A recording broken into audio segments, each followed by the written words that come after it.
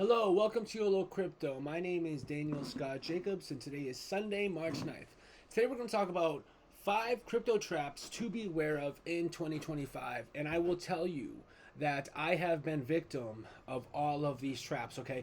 That's why I want to share them so that way you can learn about them and you can really avoid them. Because if you are, especially if you're new to crypto, these things are they're gonna come up, okay? I promise you, you're gonna have to deal with each and every one of these at some point in your trading journey in 2025. Okay, so these are things I want you to be aware of. I'm gonna try to make it as interesting as possible, but this video is going to apply to everybody, whether you're a seasoned trader, whether you're a beginner, specifically for beginners. But regardless, you are going to come across these things, and I have seen even experienced traders, someone who was a mentor to me, fall victim to a trap, and we're going to talk about that a little later in the video. This won't be too long, but make sure to stay tuned. And if you like the content, please hit the subscribe button. That would help me a lot. Okay, so 70% of new crypto traders will lose money in the first year. Okay, one thing I learned about cryptocurrency, and one thing that I learned from a YouTuber, his name is BitBoy, if you've heard of him. Now there's a big thing with the channel or whatever, but he said that very, very hard to make money in crypto in 1 year, very easy in 4 years. Okay, that's because of the 4-year cycle. So that's one thing you will get to learn, but that is just a quick statistic so you kind of know where you fall in terms of statistics. And we're going to get to the first trap, and that is the hype trap / meme coin trap. So what do I mean by that? You're going to see, as you get more into crypto, because when I got into crypto, they tell you, listen, you want to buy the good stocks, not the good stocks, but you want to buy the good coins, the blue chips, which would be like Bitcoin, or Ethereum, and I did none of that. I was buying like the shit meme coins, and I will bring you to my first experience. So, Dogecoin had just blown up. I had a friend who made a lot of money on it. I made a few dollars on it, and I was like, wow, this is, like, you can make money doing this stuff. I'd been in the stock market for a while, but this is when I first really turned into crypto. And a coin came out right after that called SafeMoon. You may have heard of it. But you couldn't buy SafeMoon with USD. You had to buy another cryptocurrency and then trade that for SafeMoon. And there was only one exchange at the time that offered SafeMoon, and that was Bitmart. Okay, so I ended up like buying fucking SafeMoon, put like $500 into it, and it went down to like less than 100. I know that. I really haven't looked at it in a long time. But don't follow the hype, okay? Especially if like, this is when retail was just getting in. I should have known that if I was having a hard time, other people were going to have a hard time. And I think SafeMoon did have a little spike, and it's still around today, of course. But it is not doing much of anything. So what you really want to do, especially if you're new to crypto, is put your money. I know it's going to be tough. Save at the most 25% to play with meme coins, okay? Make sure you have your Bitcoin. Make sure you have Ethereum. And that is a way you're going to help keep your cryptocurrency bag safe. And let's get on to the next trap. So the next trap is going to be the exchange trap. What do I mean by that? Do you remember, you may remember, you may not, a couple years ago, when FTX with Sam Bankman-Fried went down because he was misappropriating funds, Celsius, which was a staking platform, went down. BlockFi, which is one I used, which is my experience, and I will share that in a second, went down. And a couple other lesser known cryptocurrency exchanges and staking platforms went down. And the thing is so many people had their money on these exchanges. You see, like, if you look at the FTX crash, for instance, not crash, but fucking bankruptcy claim, they had billions and billions of dollars in user funds, right? That does not make sense to me. Take your money, put it off of an exchange. Now, when all this was going on, I didn't use Celsius, I didn't use FTX, but I did use BlockFi. Okay, I had a few ETH on BlockFi, and they went under.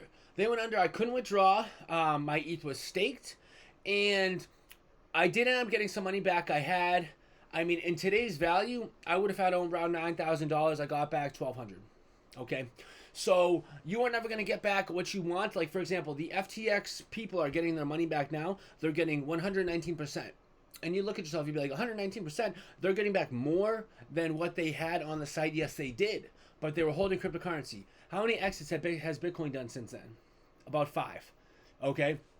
So they should be getting back about 500%. They're getting back 119%. And a lot of people are upset with this, and a lot of people are complaining about this, okay? So what do you do to get around this? You buy a cold storage wallet, okay? Now, you might be timid, you might be hesitant, you might worry about transferring your cryptocurrency on the blockchain, but I'm telling you, it's very easy. You can use QR codes. You can use copy and paste.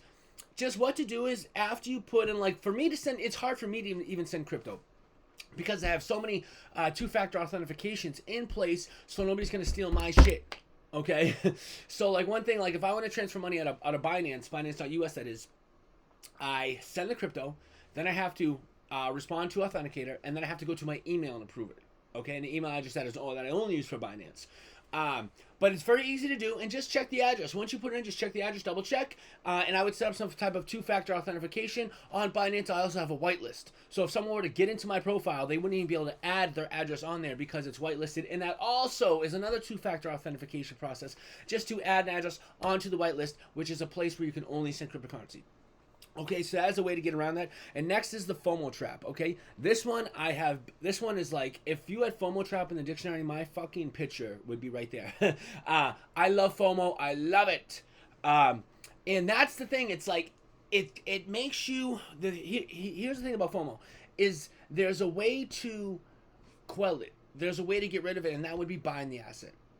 Okay, I bought in a majority, not no majority, but a big portion of the crypto I have now, I bought during the bull run in 2021, because that is around when I got in. Okay, I was buying before that, bought a little in, but I bought a lot at the top. Okay, because I was inexperienced and I felt FOMO. A lot of these projects were doing big things, like you had Solana and AVAX, which both had a big spike, but then they had a correction. So a lot of people are going to buy during that big spike, and they're going to stay in the red for a long time. And that is what I don't want to see. So a way to avoid that is, if you see a coin doing all-time highs, don't buy it. Because I guarantee you, at some point it's going to fall below that. So just beware. Like, people ask me, like let's talk about right now. Is right now a good time to buy Bitcoin? I would say, yeah, it's not a bad time. Are we going to go a little bit lower? Probably, right? We could go down to high 60s, right? Something like that. But that would still be bullish. That would still be a higher low, and that would still be okay for Bitcoin on higher time frames. But you don't want to buy at the top, and then as it goes down, you're going to be pressured to sell, and you're going to take a loss, okay? Or you could do what I did and just hold. I just held into the next bull run, just lick my wounds, and now I'm in the green on 90% of my projects. But the thing is if you do that, coins are not going to come back, okay? Like the top 10 this cycle is not going to be the same top 10 next cycle. Now, there are coins that do survive, like Cardano's up there. XRP has been doing better. Dogecoin is still there. I'm a big proponent of Dogecoin. I love Dogecoin. But just be careful and do not buy at the very top, okay? You're better off searching for a coin and buying when it's at the bottom, and hopefully a hype comes. But again, if you're new to crypto especially, most of your money should be in Bitcoin or Ethereum. Now, next is going to be the airdrop trap / scam trap, okay? People are going to try to take your money. If you're into crypto, because it's so, the regulation is so light right now, like there's rug pulls every day. 90 to 91% of new meme coins is a rug pull, okay? That is a fact, and I've witnessed it firsthand. So what is rug pull, if you don't know? A rug pull is when a project comes out, right, and the developers hold a large portion of that of the newly released coins, or perhaps someone had bought in early and owns a large portion. Now, there's a way to find out how much percentage of a cryptocurrency a developer or someone holds, and you can use that on DEX streamers, and I have videos about that. But what they do is they wait for the price to go higher, then they sell all of their cryptocurrency, and you see a big red candle that comes down, and people get wiped out. Sometimes it goes all the way down to zero, and that's pretty drastic. So if you're trading meme coins, you want to make sure that you that you are careful, you don't have a big percentage of your portfolio. But back to the scam section. So my MetaMask wallet, right? One day I receive a new incoming coin, right? It comes in, never ask for it, no nothing. I didn't look at it. I mean, I looked at it, but I did not purport. Then I got an email later on saying, hey, did you get this thing in your wallet? Now, I don't know how they got this information, but I never responded, because what they're going to do is they're somehow trying to scam you. I got very little. I got like $1 or something like that of the coin. But that is just one example of how you're going to get scammed. All the time I get emails. Your Coinbase account, blah, blah, blah, blah. I know what Coinbase's emails are verified. And if you're ever in question, just copy that email, paste into Google, and say, is this a real Coinbase email, or is this an email from, etc.? And other people have experienced the same thing, and have Googled that same thing, and are going to be able to help you with that. Reddit is a big proponent of this. But just be careful, because there are going to be scams everywhere. I get scammed on this video. I'll get a scam. Someone is going to comment. The first comment that's going to come is going to say, "Hey, how you doing? Great content, very interesting, blah blah blah." Then they say, "I'm trying to transfer my money from Binance or to Binance or something along the lines of that," and then they're going to give me their seed phrase. Okay, who the fuck is going to do that? Nobody. They want me to make an account or somehow think I have their seed phrase, then try to maliciously go on and steal their money. But I'm sure in the process of making a new account, they're going to steal information from me and try to get access to my crypto, whether it be by from a credit card, debit card, or my wallet address. So just be careful. Remember, never give anybody your wallet address, okay? And sometimes even clicking links is enough to give them access to your computer.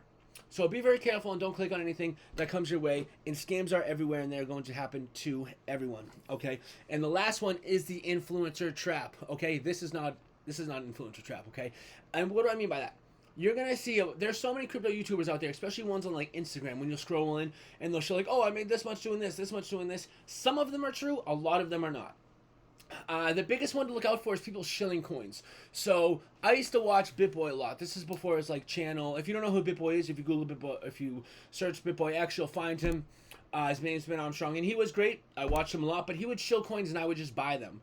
And I was so dependent on his channel that literally when there was a big crash in Bitcoin and when there was a big dip in Bitcoin, I would think to myself, this is how pathetic I got.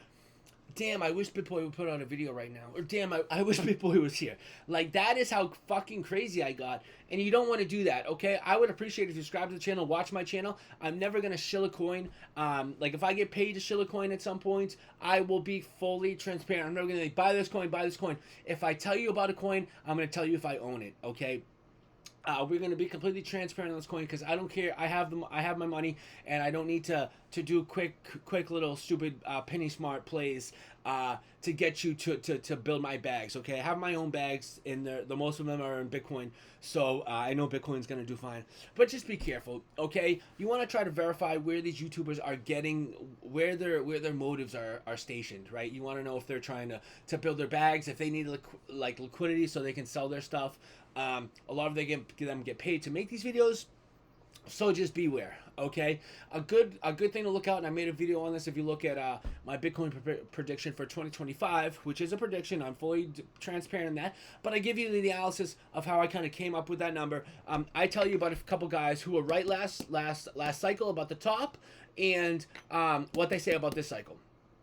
Okay, what they say about Bitcoin, I think one of them says upward of 150,000. The other one says 180,000. Okay, so but you can watch that video. It's right there, and that is the video I have for you. If you would hit the subscribe button, I would appreciate it. But just be careful of the scams. If you're new to crypto, I'm telling you, I know it's fun to buy the meme coins, and I'm telling you to do that. Okay, but not with the big percentage of your portfolio like I did, because you'll get wrecked like I did. Okay, that's a video I have for you. Hit the like button, hit the subscribe button. Thank you so much. I'll see you next time.